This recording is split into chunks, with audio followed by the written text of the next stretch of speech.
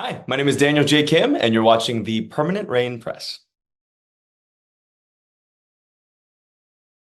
Hi everyone, it's Chloe with the Permanent Rain Press today. I'm happy to be joined once again by Daniel J. Kim. How are you?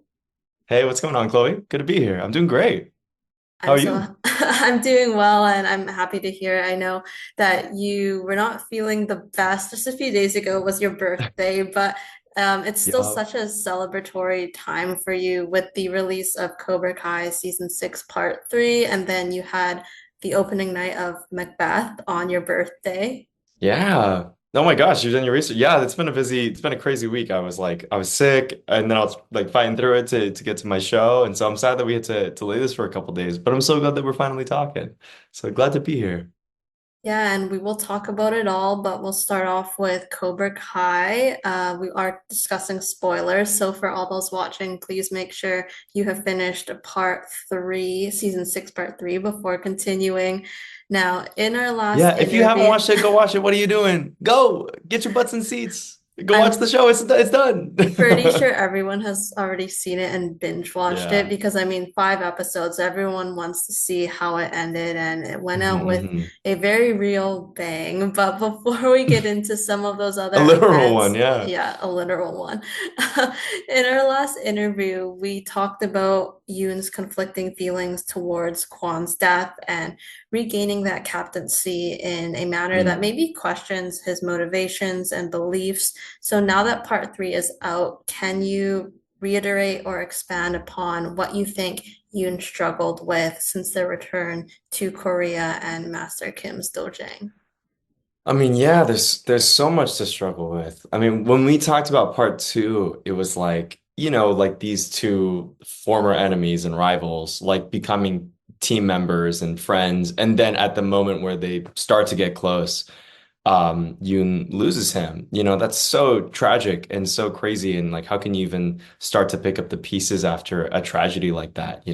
And so, coming off of that and into part three, I think you can see a lot of it in that funeral scene. Like, if you look at the faces of all the people who were in the tournament and in 611, it's like, there's a palpable like heartbreak and hurt that's happening there. And I know for me, like thinking about just from Yoon's perspective, I was like, oh my gosh, the guy is probably really going through it. I remember Josh, and Hayden, they were talking to me about the episode and where Yoon was landing, and they're like, you are going through a lot, losing, your friend and your captain, and now is a moment where you're going to go through even more having to do what you did in 611 with your friends. So it was pretty fun. It was fun to explore, and as sad as it was really exciting to kind of like chew on and think about.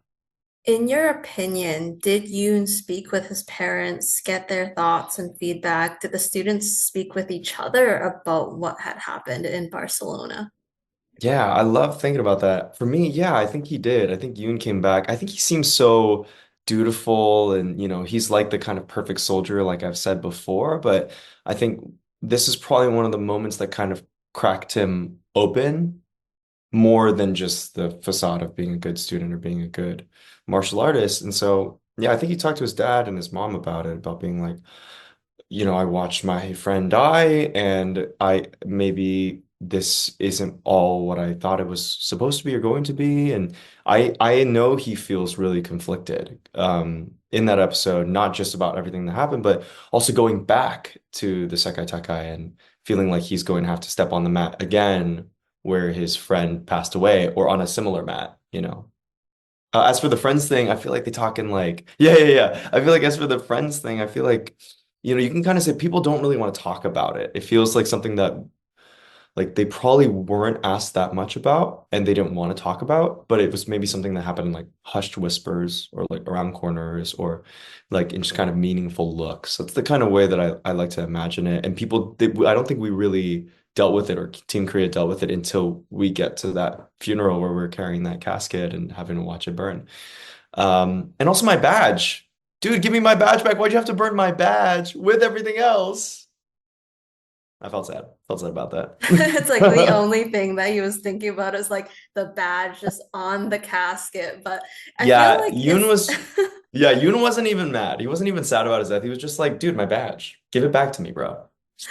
Gone forever, gone with the wind. I feel like it's such a taboo subject, right? For something like that, where I mean, I'm sure, they've dealt with death, but not someone so young, not one of their own students. Yeah.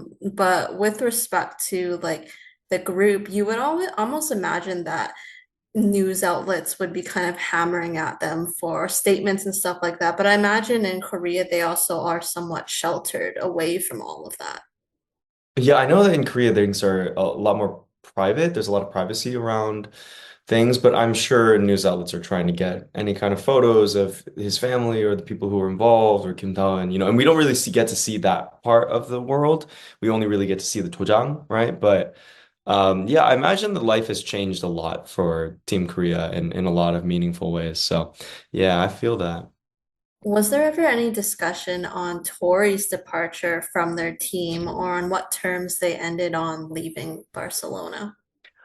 I like to think that Tori and Yoon left on relatively good terms. I mean, we were teammates, and she even asks like what happened to Yoon, and then Kreese then says like I sent him away, right? And so I think Tori and Yoon developed a kind of like camaraderie and even friendship, a light friendship, right? But she came in from America to train for this thing, go for the tournament. So I think it's no surprise to Team Korea that she has to go back once it's all over, because it's not like she's moving to Korea. Do you imagine they would have stayed in touch at all, or is it one of those things where Oh, that's a it's good like that question. respect during the tournament, but at the end, I like with to all that think happened, so. I like followed to each I don't other know. on I think Instagram, something like I think that'd be sweet. Yeah, maybe they wish each other happy birthday on Instagram.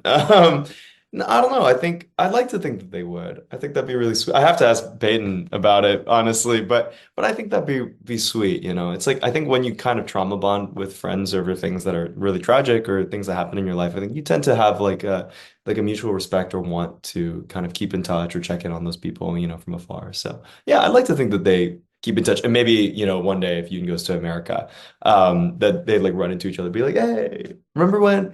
Let's not talk about it." hey, if we're talking about things you'd like to see in the future, that's something that I would also love to see. Is there anything specific you remember from filming that casket scene and the controlled burn?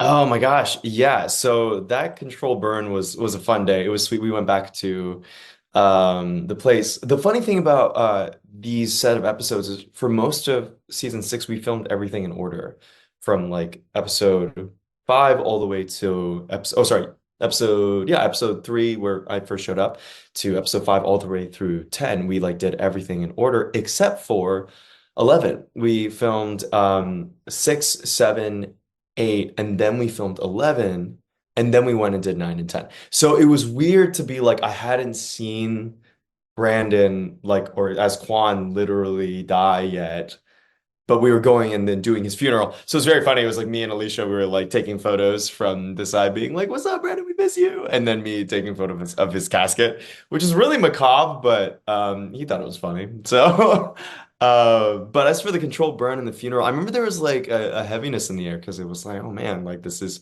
like our friend and our teammate. But at the same time, I was kind of like laughing on the inside when we were away from the moments of being in the drama because I was texting Brandon being like, "Yo, dude, I hope you're doing good." So that was pretty funny. A little bit of like humor and darkness.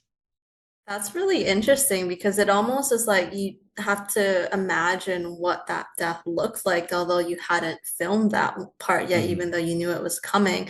And like visually, I have to say it was so striking with all of you in the white traditional handbook, so different Yeah. than your usual like gi and that attire. I love the hanbok. They're so cool to have that kind of nod to our culture. And they also look great. So I was like, oh, it feels so nice to be in like hanbok and be able to do this. And yeah, I remember on the day it was so surreal having, Alicia there and then Marty there and everyone there except for Brandon. So it kind of even felt like real in a way because we didn't even have Brandon there. So yeah, that was fun. Also, I love like going back and watching the edit and seeing, CS as Master Kim, right?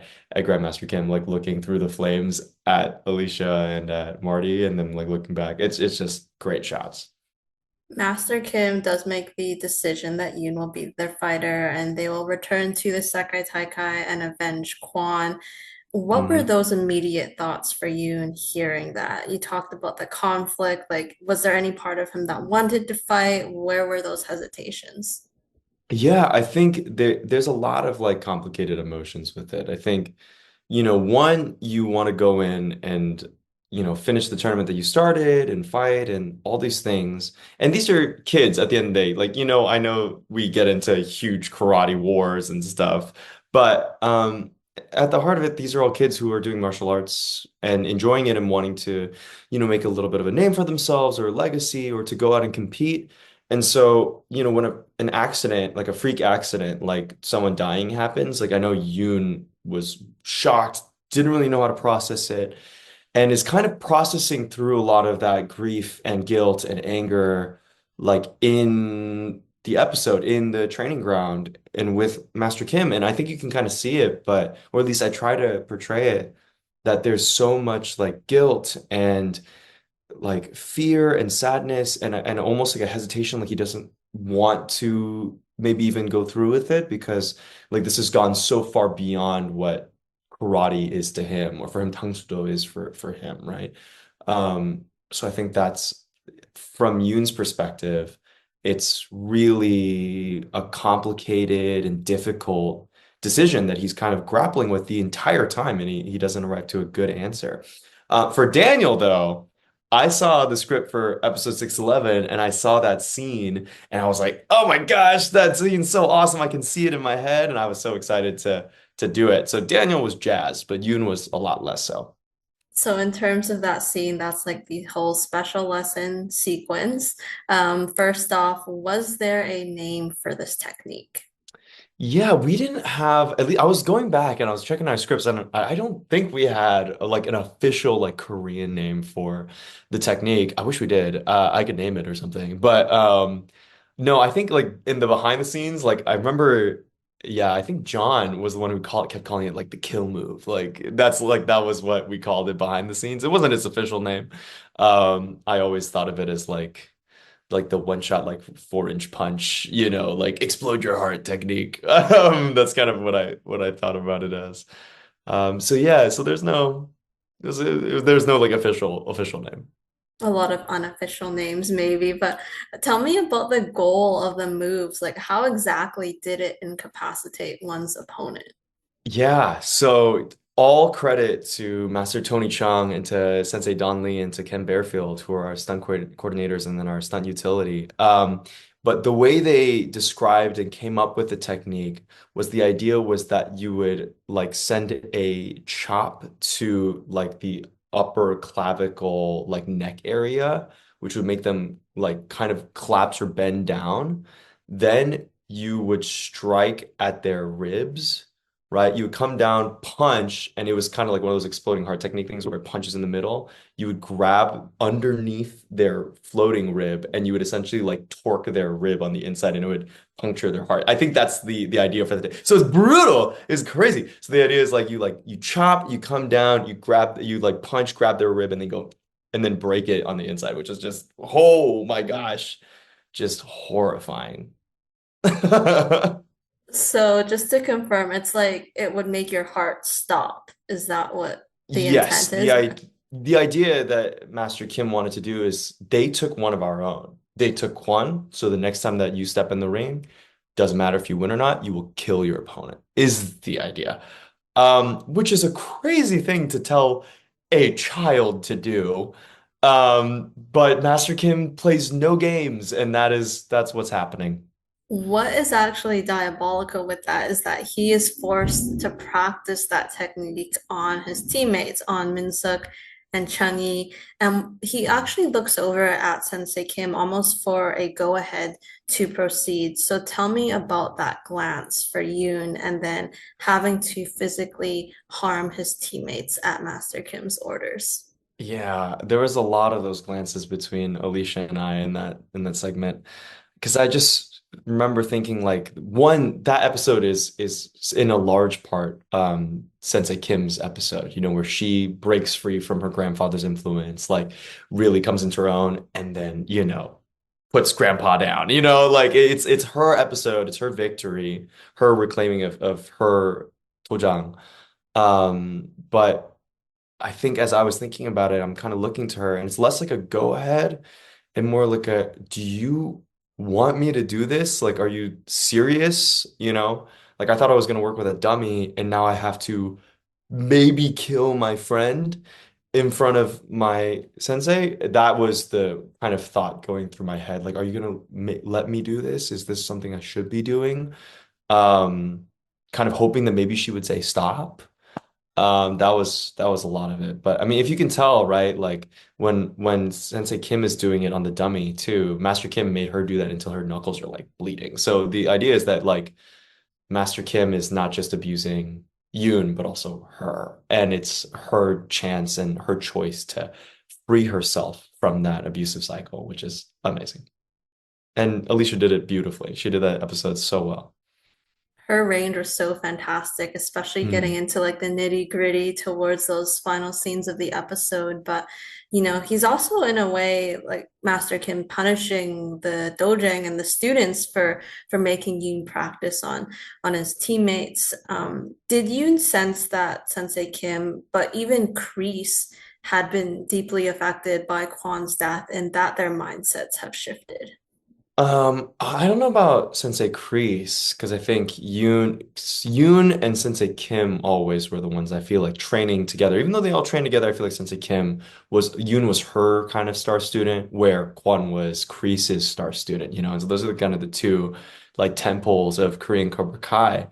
And so I don't know about Kreese, but definitely Sensei Kim. It's like you see the two of them look at each other and the way that she's working through her grief and her trauma about it. And it's so clear that everyone is feeling that guilt and remorse and trying to figure out what is the right decision going forward, you know? Yeah. But at the same time, there is that hesitation, right? Like you mentioned, he kind of looked over, or in your eyes, he looked over at Sensei Kim to maybe say stop, and she didn't in that moment. And it kind of came out later, you know, what she had to do to ultimately stop what was going to happen. Yeah. Without much verbal dialogue, you kind of mentioned that, you know, you spoke with the creators and you kind of wanted to instill a sense of guilt and fear and sadness in Yoon. So how did you reach that place with your facial expressions and those shouts that he had to give during that Oh, special lesson? thank you. That's really sweet for you to want to highlight those moments. I really appreciate that. Yeah, the that scene for me was like one of the most vivid scenes that I could see when it was on the page. It's so heightened.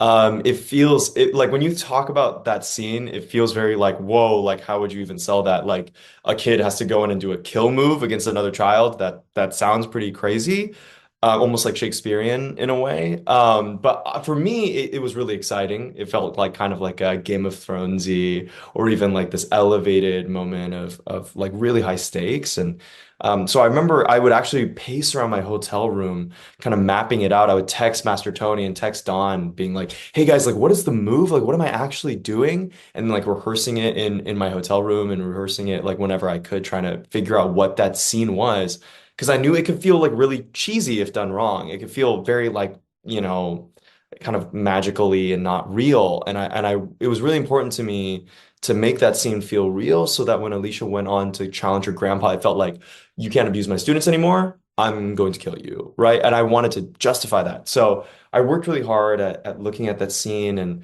I actually, when we went to the day, the thing that kind of unlocked it was one, I did a lot of work, but two was seeing, you know, Chungi and Minseok, right? I got to see my boys Cowie, right? And that's Han Sang-ho, who I love. And the two of them are so great, and we've been hanging out together for weeks, and we gotten like, you know, beers and Korean chicken, you know, together. And there's only so much you can do when you're acting with your friend and you see them like acting in pain to something that you do. It produces like a genuine response. And so for me, it was just like not want that desire of not wanting to harm my friends. Yeah, quick little thing that I wanted to say was that that episode was so crazy and we were so in it and we did it like take after take after take. Like I was like crying in some of the scenes and like screaming to the point that I just went so hoarse. Like I lost my voice because I was screaming like while I was having to hurt my friends. And I remember I like flew back home and was completely dead voiced. I would go home and I was like, "Hi, mom. Sorry, I worked really hard this week." And that was basically everything that happened, all because of this one episode. That's when you know you gave it your all, and you all truly did in that scene. You know, like his sh screams was like utter agony because it happened like not only like once, but it was like before he had to practice the move on Chang'e, and then during. And so I thought it Yeah. came together really well, and it was really raw. So kudos to all of you. Thank you. Thank you. I'm glad that me going like horse was worth it. I'm glad I did something. Now, we don't see how Kreese sent Yoon away. So, can you elaborate on how you think that happened and any maybe hesitations or discussions that would have involved Yoon? Yeah. So, this is kind of all like headcanon for me. As I'm also like, kind of waiting to see. But no, when we talked about Yoon, I always knew that Yoon's final scene would have been that final like, confrontation with Chang'e and with Minseok, and I knew that's kind of the last place that we would see him and leave him. And we're like, oh my gosh, like, does he ever get better? Does he feel so? In my mind, when I imagine Yoon, I think coming off of that going from being like, top karate student to now being like guy who has to hurt his friends and now go and kill someone in another country, that's like a step too far. That's not what he wanted to do karate for. That's not why he brought it up. So because of who he is, I think it's actually a big growing moment for him in my mind. He goes from being like the kind of like top soldier will follow any order to a T, and I think Yoon finally has a moment where he goes like, maybe I should be thinking more for myself, so that this doesn't happen again. So when I imagine Yoon, I imagine him still doing karate, maybe even doing it with Sensei Kim when he goes. But because he's probably like a senior about to go into like college, right? I imagine him going to international school for flying to like the US to go to school and to do university. And then every once in a while coming back and training with Sensei Kim. That's kind of how I imagine him, that he kind of grows from this and becomes more of his own person. So, yeah, that's the kind. I hope that Yoon has a happy ending. That's what I like to think. So, when in your eyes, when Kreese like went to him and said, like, you don't have to do this anymore, was it an easy sell for him to just say, okay, I'm done and leave just because of with all the emotional turmoil that he was dealing with? I think so. I think like if you see Sensei Kreese too, I think he feels guilty, and so I think that in a way he's like, you can stop, you can relax, and you don't have to do this. So I imagine that Sensei Kreese was like compassionate and even sweet in his last moments with Yoon when he sent him off, letting him off the hook for this. I have to say, one might say that the eunjangdo, the knife, was a murder weapon and would have been confiscated by authorities in Barcelona. So I was surprised to You see it would have and thunk, back in huh? Korea to do more damage, although Kim Dae-un did not end up using it. But I was Hmm. surprised to see it with them. Yeah, yeah, you would think that the authorities would be like, hey, we need to keep this for evidence. I guess international law works differently in Barcelona. Or or they just really liked the way it looked and Kreese snuck it off because I could see Kreese being like, I'm just gonna pocket this. And no, he just died. That's crazy. And then I know, right? It's like he just took it off the body or something. But Yeah, yeah, yeah. um, We'll have to, you know what? We should call Spain about that. Hey guys, you're missing your murder weapon. I think we should do that. That'll be like the ending episode. That'll be the part four is when we'll go into like international law. I know, like a flashback and all the correct all Yes. these things that maybe the authorities did incorrectly. But you mentioned, Yoon, you hope he has this happy ending because you are not in episode 15 when we do see Hmm. her with that newly lit dojang. Yeah. So in terms of like the future, is this a character that you would like to reprise in the future? Would you want to return to this universe? What are your thoughts on that, knowing that it's still kind of expanding and the creators do have spin-off ideas in mind? Oh my God. Yes, of course. I would love to see Yoon come back. I mean, he's the character who's near and dear to my heart, and I have fallen more in love with this character as I've played him and as I've seen everyone else respond to him. So it makes me so happy. Gosh, I would love it. I don't know. I hope John, Josh, and Hayden, you guys want to talk, I'm always here. But yeah, I'd love to see you and come back in some way, shape, or form. And I would be so down to play him again. If they called me, I'd be like, yes, right away. And of course, getting to maybe work with, some of your co-stars, of course, like Alicia, for example, how you Yeah. kind of see Oh man. their relationship and maybe explore that more. But something very interesting is, you mentioned to me that you purposely wanted to be kept in the dark about how the series concluded. So take me through that conscious decision after you left set. I guess it wasn't episode 11, it was more like episode 10 because you filmed those out of order. Yeah, yeah, yeah, But yeah. how hard was it also not to spoil what happened while keeping in contact with your friends in the cast and crew? Oh my gosh, it was so hard because like, I was texting Patrick and Raina and I was texting like Jacob and people like on the side because I know they're busy, they're filming. You don't want to bother them, even though I'm like doing chess moves with Sholo. But I was always like I really felt like once we had finished our time in the Sekai Taikai, I wanted to kind of sit back and be a fan. I know that Brandon kind of felt the same way, that we wanted to be left in the dark because we wanted to enjoy the show's ending like everybody else. And so I kind of left it and let it sit so that I can come in and enjoy it later. And I was like so ecstatic and so happy to see that it ended as like wonderfully and with so many like tied loose ends as it did. That made me excited. I loved seeing Alicia and Yuji come in that final scene where Sensei Kim and Chosen are there in Korea. That was great. Yeah, just so many things that made me smile. And so for me, it was just kind of like, I don't know. I wanted to preserve the magic of it, I guess. But I did get one thing spoiled for me. I did get one thing spoiled because it was Marty and it was John, and they were talking about how he went out and his last moments. I was like, what? And yeah, they told me that. I was like, there's no way, that's crazy. You what? So yeah, when they exploded the boat, I was like, oh my gosh. So you did have like one big thing spoiled for you. Yeah, But but it's talking cool, so I'm talking glad. about that scene, I mean, how crazy was that? Do you think that they are both gone for good, Kreese and Silver? Who knows? Who knows? I think Silver's gone, but Kreese, who knows? Anything could happen. You're like leaving it out in the open. I'll leave it. I'll leave it to them. I mean, there was an explosion on a boat. This is what I'll say, but who knows? Anything could happen. Which was your favorite scene in part three that you were not a part of, Oh, and why? oh, my favorite. I mean, it would be my favorite scene. Period. My favorite scene in part three is when Johnny and Kreese talk. I think it's William Zafka. His work in that moment is so raw and honest and really beautiful.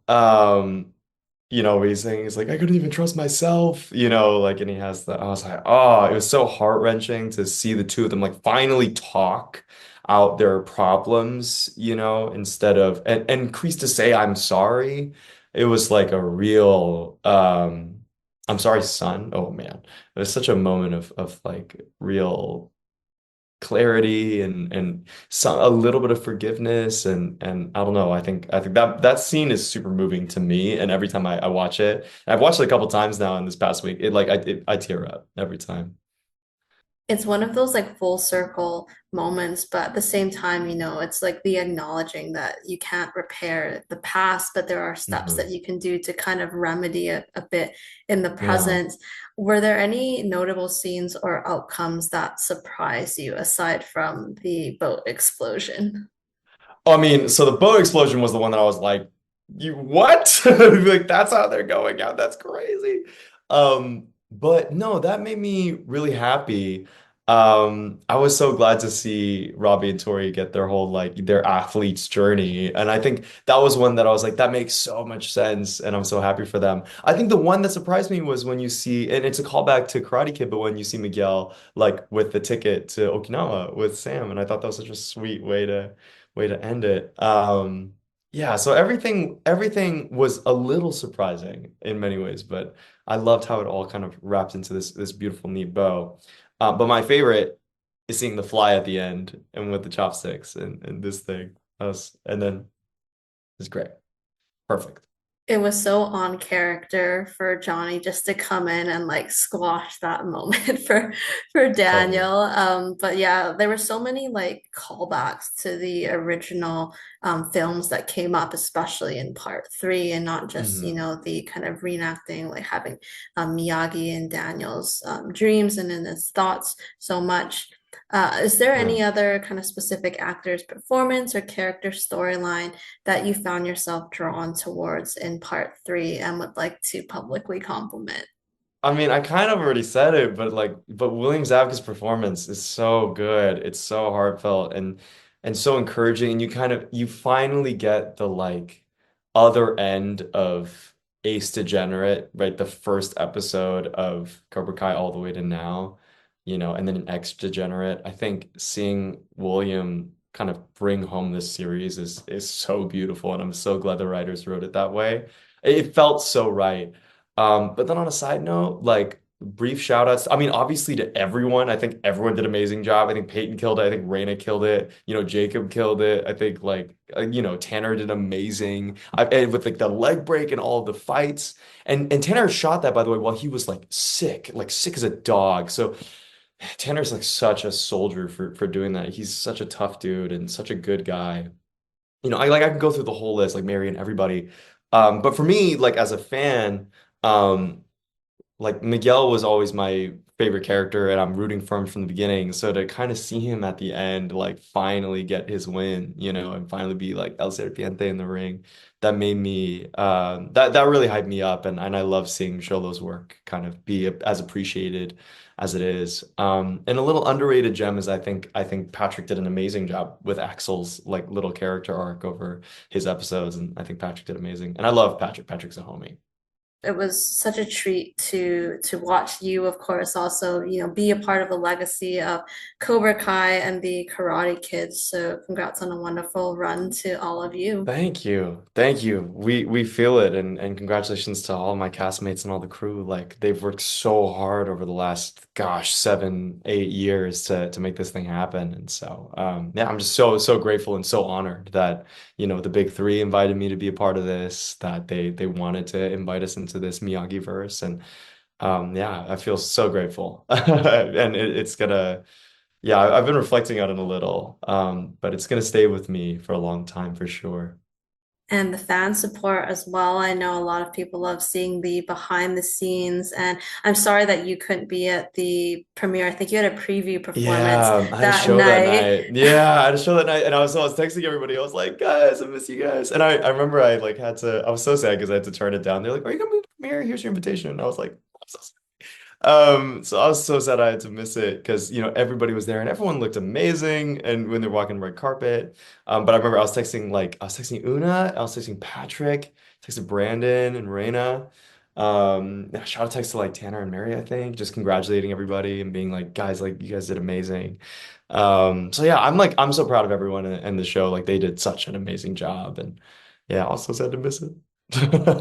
But I'm sure like the in terms of fan support, it will keep rolling. And I think a lot of people now are like following you from Cobra Kai, so seeing what you do next in your career. And let's talk about some of your other projects, recent projects. We'll start off Yeah. with Asian Actually, where you starred as Henry. This was a Wong Fu Productions and Coffee Meets Bagel mini series. So how did you become involved with this project? So if people don't know, Wong Fu is like legendary YouTube from like old school YouTube back in the day. And they were like producing like Asian like content for forever, and I love them so much. Like I love what those guys have done over the past couple of years, and so I've always been a fan. And then no, 2 years ago now, I was in a short film called Boy Band directed by Benedict Chu. But it was produced by a lot of people from the people at Wong Fu, specifically Benson Kwok. And so Benson and I got to know each other through that shoot and got to be like friends, which was awesome. And that was a really, really exciting time to be able to do that. And then from that, he kind of kept me on the list being like, hey man, like if you want to stay in touch, like maybe we'll do some stuff. So I did a small little skit with them at the beginning of January 2024. And then at the end, they were like, hey, we've got something fun in mind. Taylor texted me and was like, hey, do you want to be in? this like parody of a bunch of romantic comedies. So I was so stoked, and we were part of it. So that was super fun that we got to do that. And I love Taylor and I love the Wong Fu guys, as you could probably tell. It's so cool to kind of make those connections and then keep building that like that working relationship as well as friendship. And Mm. you, of course, parodied classic scenes from 500 Days of Summer, When Harry Met Sally, and Love Actually. Had you been familiar with all three films? So I wasn't familiar. I was sort of familiar with Harry Met Sally, but I love the other films. I love 500 Days because it's so like it's so real and like the situationship thing is so relatable.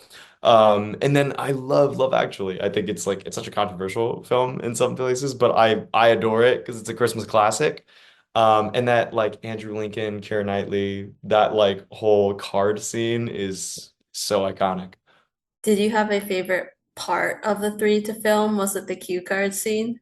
Oh, yeah, the cute cars are so cute. Like the little jokes that they have were so specific and so funny. Like I love the one that was like, I will love you until your age like 59 when you look like this, and she looks exactly the same. And then when you turn 60 when you look like this, and she's like a dead raisin. Because I'm like, that's very specific. It's like Asian don't raisin until you do, you know? So that one was really fun. I also really love the 500 days scene. The 500 days scene is like so it was so fun. We were just like singing in an elevator, doing karaoke time for like an hour. So Linda killed it. Great job, Linda. It was so fun to see those moments, and I have to say, like the writing, like you mentioned, it was so specific to Asian, so Asian Mm, coded. The Asian dad coded as well when he was telling May like not to let the heat out, asking if the people at the door were like asking for money. You have the it's so solicitors good. going on, so Yeah. I love that. And you mentioned Linda. How was it playing opposite her as May? Had you known each other prior, and did you get to know one another to build a bit of that chemistry? Yeah, I didn't know. Well, I knew of Linda, obviously, who I hope everyone here knows LeendaDong. She's incredible. She has some of the funniest like sketches and skits on like any short form like thing, like TikTok, Instagram. She's amazing. So I was a fan of hers. And I didn't know we were working together until like I showed up on the day and I was like, oh my God, I'm working with LeendaDong. So I tried to like keep my fanboy very silent. I was like, me and my girlfriend are really big fans. I said that like over lunch, but I didn't tell her until like 4 hours into our shoot. Um, but she's lovely. She's so sweet, like really, really funny and genuine, and she's awesome. Yeah, and I remember her being like super approachable, really fun to work with. We talked about the scenes, and yeah, she was really friendly. It was a good shoot. I know it's always wonderful to see, but again, working with a primarily Asian team, this one led by writer-director Taylor Chan, the Let's Wong go, Fu Taylor. crew, like you mentioned. So how were they to work with on this specific shoot and being able to bring their vision to life? What if I was like, oh, it was terrible? No, no, no. It was amazing. I love the Wong Fu people. They're so good. Taylor is like such a sweet guy. He actually like texted me for my birthday. He sent this like grainy video from I don't know, like his house or something, and he was like, "Yo, what's up, Daniel? Happy birthday!" He's super sweet. Such a good guy. They're so amazing and so collaborative. Like I remember me and Taylor, we were like texting all week. I was like pitching him different jokes, being like, "Hey man, like what if we did this, or what if there was like this zinger, or like what if it was this moment?" And because I was so excited about the project and so excited to be a part of it. And he was so receptive to it, which was so fun. So Taylor is amazing. I love all the people who were helping shoot that. I saw Benson there. I saw Phil Wang there. I think I saw, yeah, Chris Yang was in charge of a bunch of stuff too, like in kind of camera department and stuff. And those people, they're so on it, they're so professional. But on top of that, they're just like really, really good people. Shout out to the whole Wong Fu crew. You guys are amazing. Love you very much. Are there any talks about returning to this character and expanding the series? For Henry meets out for Henry and Yeah, for Henry and May. Linda Dong, yeah, Henry and May. Gosh, I don't know. I haven't gotten a call, but I'd be down. I would love to see like a classic Wong Fu, one of those rom dram skits that they do. I would love to see that. I would love to see like Strangers Again, but with Henry and May. I think that'd be so fun.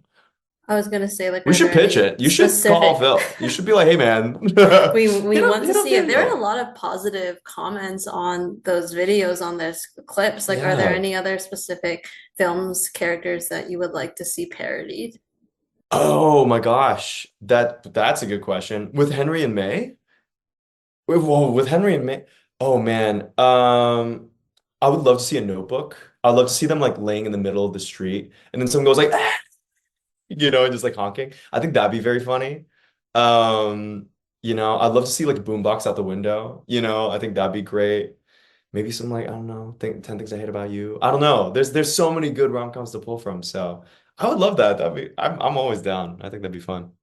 The opportunities are endless, and we just have to get the traction going again to see these Yeah. characters because I thought, the two of you, it was short, of course, but you did such a great job, and everyone needs more Asian leads in No, thank you. projects and in film.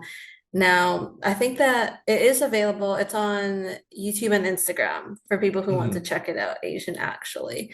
Yeah, yeah, yeah. Let's get into Macbeth. You are part of the ensemble cast of A Noise Within Theater's production. I know that your rehearsals were affected by the California fires, but throughout the Yeah. process, community has been at the forefront. So tell me about this production, the story, and how it's all come together. Yeah, I mean, what a crazy way to start out a rehearsal process. I love the theater. I love A Noise Within. They're amazing people.